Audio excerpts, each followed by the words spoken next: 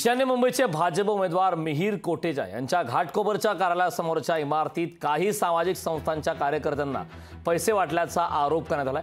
हा आरोप ठाकरेंच्या शिवसैनिकांनी केलाय। शिवसैनिकांनी संबंधित इमारतीत हल्लाबोल केला। यावेळी पोलिसांनी शिवसैनिकांना अडवलंय। पोलिसांनी पैशाच्या बॅगा लपवल्याचा आरोप शिवसैनिकांनी केलाय। यावेळी शिवसैनिक आणि पोलिसांमध्ये धक्काबुक्की झाली। घटनास्थळी निवडणूक आयोगाचं पथक दाखल झाल्यानंतर त्यांनी शिवसैनिक आणि भाजप कार्यकर्त्यांना पोलीस ठाण्यात नेलं। एकीकडे महाविकास आघाडी आणि महायुतीच्या सभा आहेत।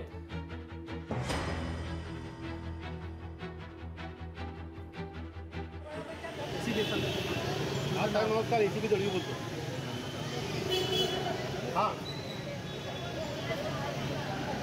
हो हां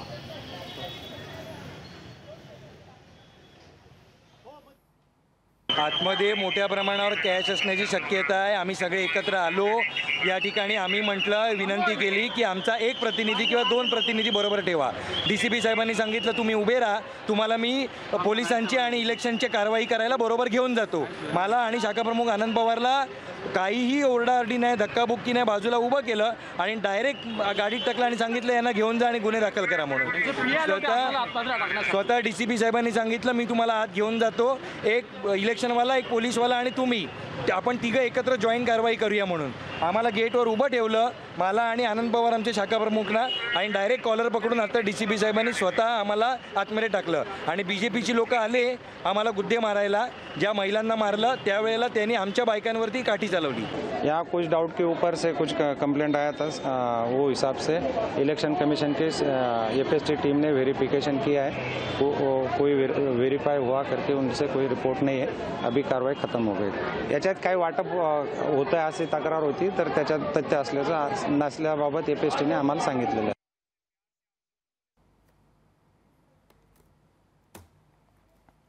तर कोटेच्या समर्थकांनी पैसे वाटल्याचा आरोप करण्यात आलेल्या निवडणूक आयोगाच्या पथकाकडून याबाबतचा तपास सुरू आहे।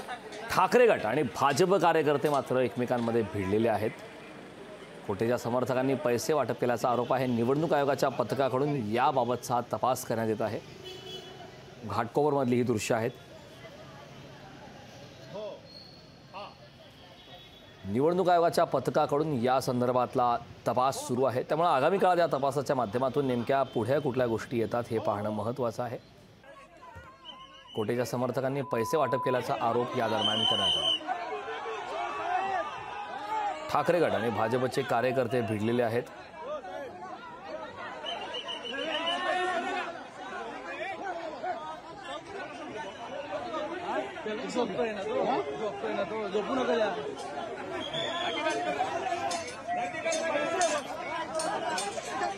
एक्सक्लुझिव्ह दृश्य आपण लोकशाही मराठीवरती पाहतोय। ठाकरे गट आणि भाजप कार्यकर्ते भिडलेले आहेत। कोटेच्या समर्थकांनी पैसे वाटप केल्याचा आरोप। नमस्कार, एसीपी दळवी बोलतो। हां हो हां ईशान्य मुंबईचे भाजप उमेदवार मिहीर कोटेचा यांच्या घाटकोपरच्या कार्यालयासमोरच्या इमारतीत काही सामाजिक संस्थांच्या कार्यकर्त्यांनी पैसे वाटल्याचा आरोप आहे। ठाकरेंच्या शिवसैनिकांनी हा आरोप केलाय। शिवसैनिकांनी संबंधित इमारतीत हल्लाबोल केला। यावेळी पोलिसांनी शिवसैनिकांना अडवलं। पोलिसांनी पैशाच्या बॅगा लपवल्याचाही आरोप या दरम्यान शिवसैनिकांनी केलाय। तर या संदर्भात चर्चा करण्यासाठी आपल्या सोबत शिवसेना उद्धव बाळासाहेब ठाकरे पक्षाच्या प्रवक्त्या सुषमा अंधारे जोडलेल्या आहेत। ताई, लोकशाही मराठीमध्ये आपलं खूप खूप स्वागत आहे। ईशान्य मुंबईचे भाजप उमेदवार मिहीर कोटेचा यांच्या घाटकोपरच्या कार्यालयासमोरच्या इमारतीत पैसे वाटल्याचा आरोप या दरम्यान कोटेचा यांच्या कार्यकर्त्यांवर करण्यात आलेला आहे। यावरती आपली काय पहिली प्रतिक्रिया? मला वाटतं आजचा उद्याचा दिवस जो निवडणुकीच्या आधीचा अत्यंत महत्त्वाचा काळ आहे, या 2-3 दिवसांमध्ये सगळ्यांकडूनच ही पथ्यता पाळली गेली पाहिजेत आणि कायदा सुव्यवस्थेने किमान सापत्नपणाची भावना न ठेवता सगळ्यांच्यासाठी नियम एकसारखा लागू केला पाहिजे। कारण सातत्याने शिंदे गट असेल, भाजपा असेल, काय पद्धतीने पैशाची उधळपट्टी चालू आहे। 4थ्या टप्प्यामध्येही हे वातावरण बीड जिल्ह्यातल्या निवडणुका असतील, बारामतीच्या निवडणुका असतील, नगरच्या निवडणुका असतील, त्यात बघायला मिळालं आणि पुन्हा तेच आता केलं जाते।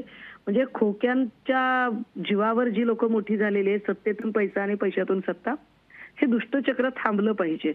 आणि त्यामुळे शिवसैनिकांनी घेतलेला जो स्टँड आहे तो योग्य आहे. पोलिसांनी सापत्नपणा सोडून द्यावा अपेक्षा आहे. ताई, निवडणूक आयोगांच्या वतीनं याबाबतचा तपास सुरू असल्याची माहिती मिळते आहे. याबाबतची आता आपली नेमकी यापुढे काय भूमिका असणार आहे? नाही, निवडणूक आयोग आणि ह्या सगळ्या गोष्टी म्हणजे फार अगदी दप्तर दिरंगाईच्या गोष्टी आहेत. आता राहिलेत 72 तास. या शेवटच्या 72 तासामध्ये निवडणूक आयोगाकडे तक्रार पोहोचणार कधी, त्यांनी दखल घ्यायची कधी आणि त्यावर त्यांनी कारवाईचे आदेश द्यायचे कधी.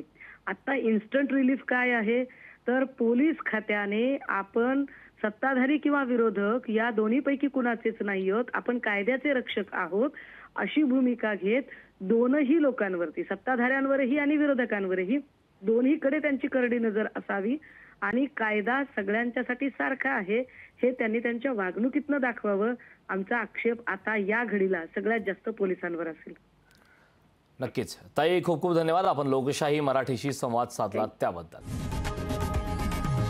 लोकशाही मराठी ऐका, पहा, जागरूक रहा.